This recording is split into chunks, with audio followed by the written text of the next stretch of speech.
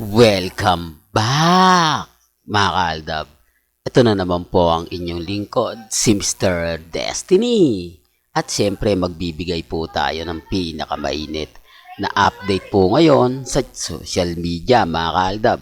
Ito yung pinaka-latest at talaga naman pong pinagpepiestahan. Ito po yung latest post ni Maine Paul Carson sa kanyang Instagram update. Napakasipag po talaga ni Mengay, no? Mag-post basta sa EAT, mga kaaldab, kung hindi kila Jose, kay Wally, at kay Pochi, at syempre kay Alan Kay, at syempre kina Karen at Raisa, di po ba? Basta EAT, mga kaaldab. At ito naman po ang pinakamainit na update kay Alden Richards, na kung saan, mga kaaldab, talagang inaabangan na po ito mamaya-maya lang. Ito yung kagandahan nyo po sa channel ni Mr. Destiny. Kapag kumbaga updated po kayo na may magaganap nga pong interview ng GMA Network kay Alden Richards at kay Julia Montes. Di po ba? O baka may mag-react na naman dyan, ha? Baka may magkomento ng ganito ganyan, etc. etc. Single na naman po yan. Yun po naman talaga yung madalas eh. Pero ano kaya, sabihin kaya nila yung mga sekreto po nila?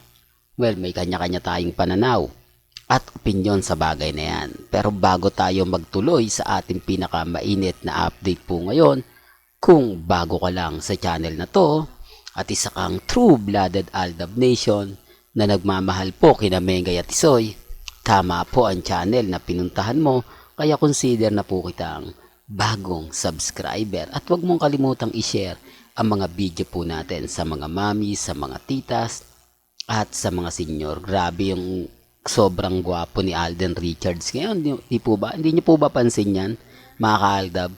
Kung anong ganda ni Mengay sa EAT, talagang tinatapatan ni Alden Richards. Ngayon, dami man mo magkokomento. Nako, grabe.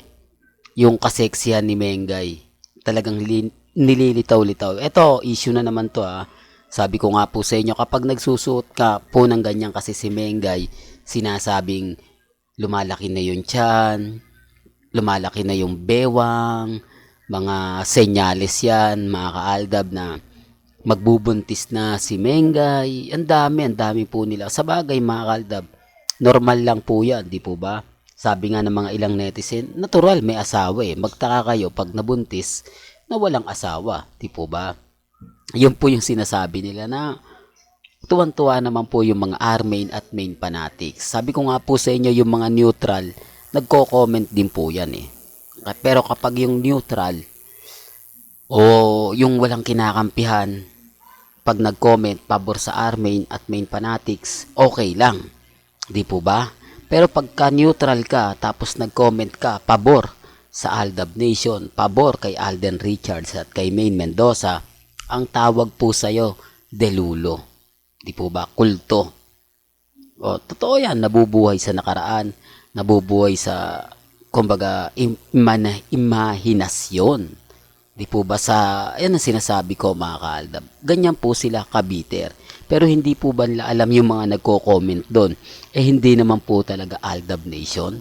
Hindi naman po talaga true-blooded Aldab Nation. Ang ibig kong sabihin, mga netizen din yon na dumadaan sa channel natin na napapaisip din. Sabi ko nga po sa inyo, gaya nga po ngayon, bakit lagi ang post ni Mengay sa EAT? Bakit lagi niyang pinopromote ang EAT? Kasi kung titignan nyo po, pwede naman pong update nila na sabi ko nga po sa inyo, depende na lang to sa mga magre-react at magko-komento. Di po ba? Magiging bitter lang po kasi ako kapag lagi ko yung sinasabi. Pinapaliwanag ko lang naman po.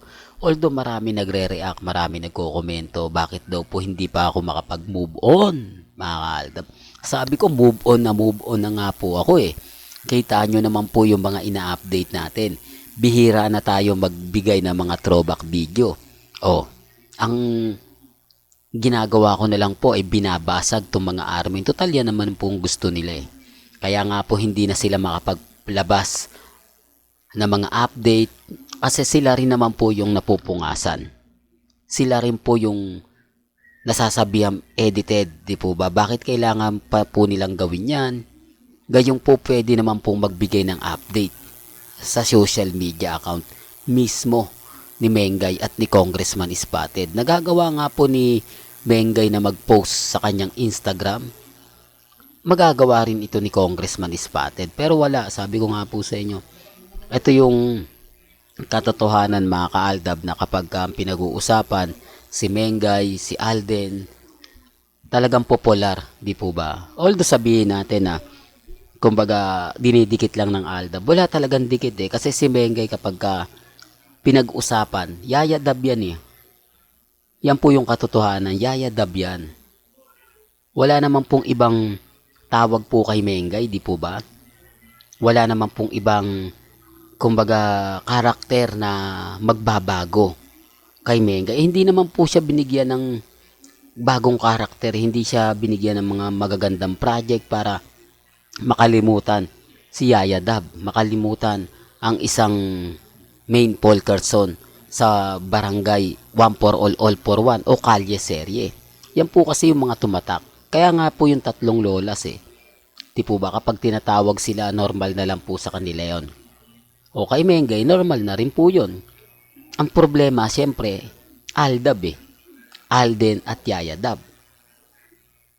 O sabihin na natin na tuloy-tuloy po si Mengay sa Itbulaga o sa AAT. Andun pa rin si Yaya. Nasa kabilang istasyon nga lang po si Alden. O. Real talk to mga kaaldab. Kaya doon sa mga taong kumbaga nagre-react at nagkukomento kung bakit po laging mabango ang pangalan ni Alden Richards at ni Maine Mendoza, lagi po kasi nakukumbine. Isa po ito sa rason mga kaaldab kung bakit po mas marami ang nagmamahal, mas marami ang naniniwala. Kaya chill lang po kayo. Di po ba? Yun lang naman po yung importante. Ako nga po kada post po nila, updated na updated po tayo. Lalo po ngayong mga kaganapan kay Alden, maya-maya lang mapapanood nyo na to ng live. Kung bagong update ka lang ngayon nakatutok, di mag-aantay ka lang po ng ilang oras, mapapanood mo na. Yan ang isa sa kagandahan nyo po sa channel ni Mr. Destiny. Updated po kayo sa mga bagong video po na ilalabas po natin. At nauuna rin po kayo. Di po ba? Yan ang isa sa lagi kong pinagmamalaki at laging sinasabi. Basta't nag-post si Alden, si Mengay, matik na yan mga kaaldab. Well, hanggang dito na lang po yung updates natin ha.